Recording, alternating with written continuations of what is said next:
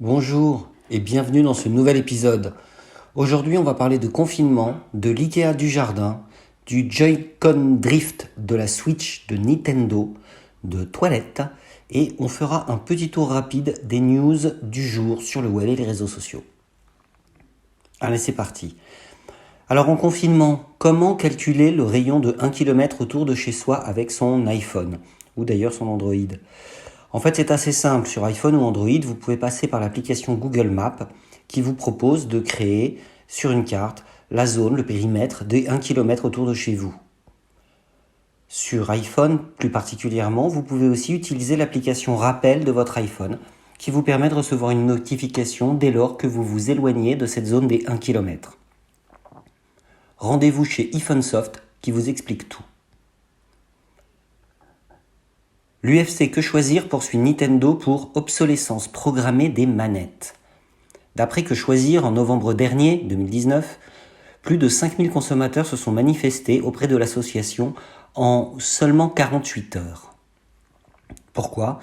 Pour se plaindre de ce bug récurrent et manifestement très fréquent, ce fameux Joy-Con Drift. 65% des consommateurs victimes ont en effet constaté cette panne après moins d'un an après l'achat des manettes.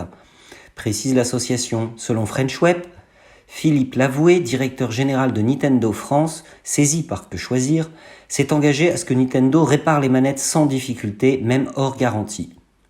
Personnellement, j'ai moi-même ce problème sur mes 2 manettes. Alors n'hésitez pas à me dire, vous, en commentaire, si vous rencontrez également le même problème, ce même bug. Si vous avez réussi à le résoudre, il existe quelques tutoriaux de nettoyage sur YouTube qui peuvent vous aider, mais pas forcément dans tous les cas. Et en tout cas, j'aimerais bien savoir ce que vous comptez faire. Draw Me a Garden, le IKEA du jardin.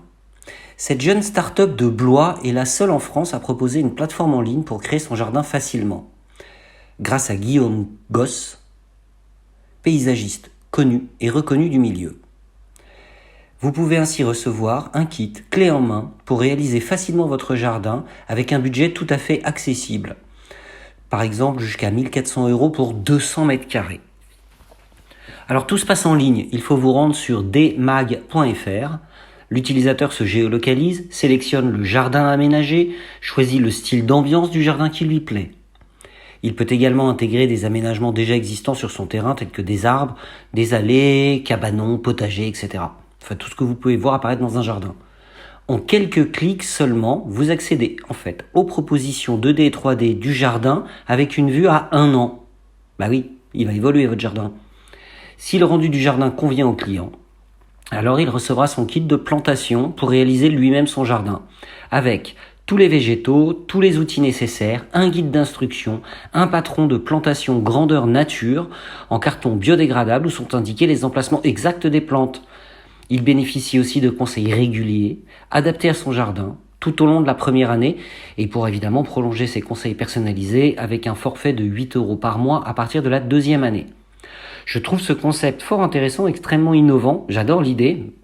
On n'a pas forcément tous un jardin de 200 mètres carrés, on est bien d'accord, mais pour de plus petites surfaces, c'est l'idée parfaite pour mettre le digital au service du jardin, donc en fait, deux de mes passions. Je crois que je vais me laisser tenter et je vais tester ce concept, surtout en période de confinement. Alors on change de sujet, on va passer des jardins aux toilettes. Avec CacaAdvisor, on peut lâcher son commentaire sur les toilettes des restaurants. Et ouais. Alors à la base, le développeur explique que c'était une blague, mais que c'est devenu un vrai projet. Créé par le Montpelliérain Romain Aymar, l'app permet ainsi d'évaluer l'hygiène, de référencer les toilettes adaptées aux personnes à mobilité réduite, de lister les équipements dans ces toilettes, notamment pour tout ce qui peut être jeunes parents, etc., table à langer. Bref, les utilisateurs de la plateforme peuvent ainsi attribuer des bronzes d'or, d'argent ou de bronze, ou encore un caca au pire cabinet de plaisance. Gratuite, l'application est disponible sur l'App Store et le Google Play. 20 minutes nous apprend d'ailleurs qu'en une semaine, 1 millier d'utilisateurs se sont inscrits sur CacaAdvisor et plus de 250 restaurants montpelliérains ont ainsi été évalués. Nul doute, cette application étant déjà maintenant en ligne depuis quelques mois, que la base de données a dû se renseigner. Et alors sinon, côté web et côté réseaux sociaux, qu'est-ce qui s'est passé ? Alors en vrac, Facebook lance ces jours-ci le mode sombre de son application mobile. L'application Clip d'Apple supporte enfin le format vertical.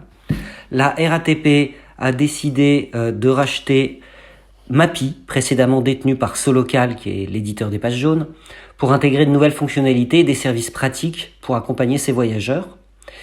Et sinon, dernier point, on fête aussi aujourd'hui les 20 ans de l'homme en orbite dans la Station spatiale internationale.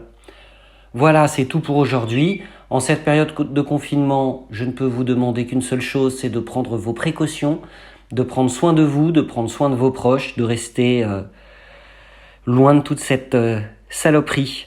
Voilà, on pense fort à vous. N'hésitez pas à nous faire des petits commentaires pour nous dire ce que vous pensez de ce podcast. Je vous rappelle que tous les liens que j'évoque dans les différents articles, dans les différents points évoqués aujourd'hui, vous pouvez les retrouver sur gim.fr et donc évidemment allez cliquer dessus.